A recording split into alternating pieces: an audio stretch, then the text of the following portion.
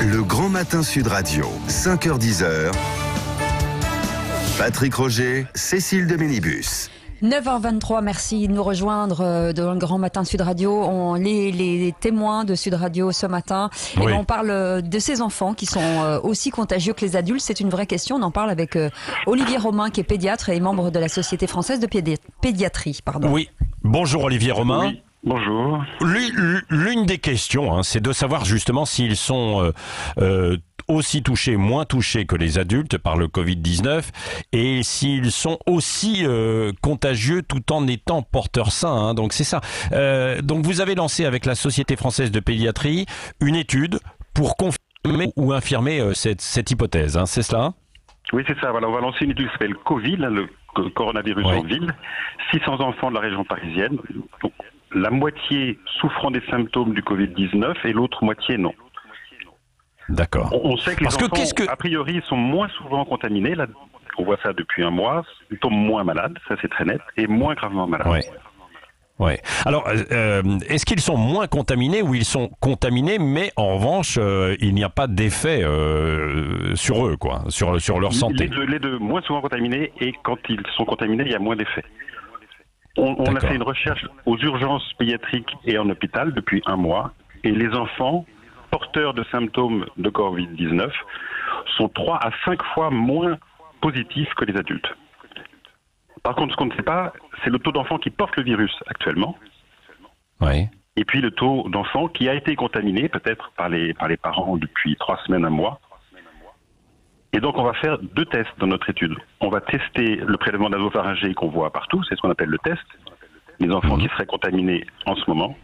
Et puis, on fait une petite prise de sang, une goutte de sang au bout du doigt, pour tester, doser les anticorps. IgM et IgG, pour voir les enfants qui auraient été contaminés, qui sont déjà contaminés. Oui. Et ça a des données capitales pour savoir le pourcentage d'enfants contaminés et la répercussion que cela pourrait avoir chez les adultes bien sûr. De la rouverture progressive des écoles. Oui, Olivier, ça c'est particulièrement intéressant en vue de cette réouverture possible, probable des écoles, de certaines écoles, parce que je ne sais pas si tout va reprendre le 11 mai. Mais Olivier Romain, est-ce que là ce sont des enfants qui vont être volontaires, sur lesquels on peut encore s'inscrire? Il y a des familles qui peuvent venir vers vous, c'est cela? Ou alors est-ce que vous avez recensé auprès des médecins? Oui, nous sommes 30 pédiatres de la région parisienne qui suivons nos enfants en consultation. Donc c'est des enfants qu'on voit régulièrement, soit pour des visites systématiques, pour un vaccin ou pour une visite habituelle, ou ils viennent parce qu'ils sont malades. Ils nous appellent d'abord, et par téléphone on voit si ils peuvent rester chez eux ou s'il vaut mieux qu'ils nous voient en consultation. Oui. Est-ce que vous avez des exemples de ce qui s'est fait à l'étranger, justement, face au Covid-19, comme ça, et concernant les enfants? Mais oui, au Royaume-Uni, il y a une étude où il y a un enfant qui était contaminé, qui a été dans toute une classe pendant longtemps avant le confinement, et quasiment personne de sa classe n'a été contaminé parmi les autres enfants.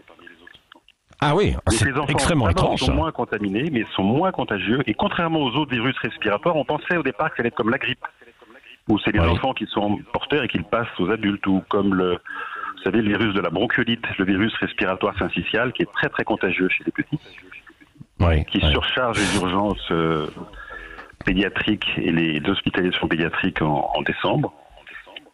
Et bien là, pas du tout, c'est le contraire. On ne sait pas encore pourquoi, mais les enfants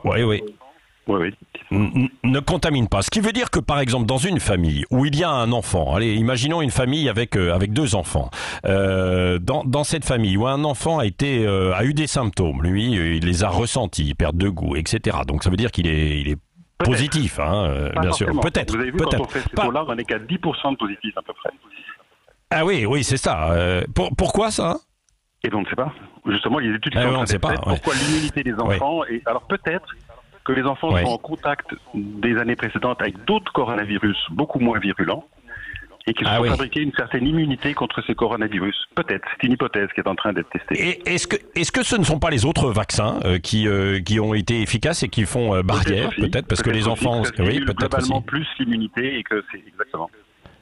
Peut-être qu'il y a un problème. Les enfants qui sont plus gravement malades, il y a peut-être un problème d'immunité, de génétique chez les enfants-là, et c'est en train d'être testé en ce moment. Ce qui veut dire que, pour revenir à mon exemple de famille, là, avec 2 enfants, les parents, l'un des enfants alors on imagine qu'il est positif, hein, cette fois, il ne va pas, même en restant sous le même toit, confiné avec sa petite sœur, par exemple, contaminer sa petite sœur, ce garçon, et contaminer ses 2 parents, alors. Oui, ils sont moins contaminants.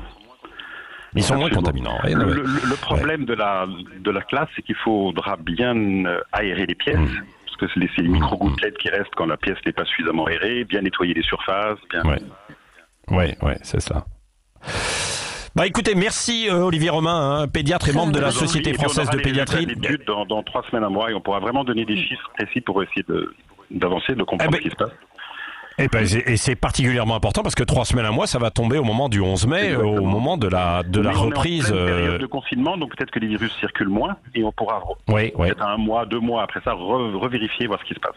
Comment se passe l'évolution. Ce qui est un peu dommage, Olivier Romain, c'est très bien de le faire en région parisienne avec vous. Là, vous êtes une trentaine de pédiatres à le faire. Il faudrait que ça se fasse aussi dans d'autres régions. Hein. S'il y a des pédiatres et des médecins qui nous écoutent ou des parents, qu'ils essaient de le faire aussi, pourquoi pas en Occitanie, dans le Sud-Ouest, en Nouvelle-Aquitaine, dans le centre, en Alsace, etc. Avec une centaine de pédiatres de toute la France qui est en train de se mettre en place un peu également. Oui. Merci beaucoup et on suivra vos études. On vous rappellera, promis, hein, vous nous ferez signe aussi. Merci beaucoup à vous.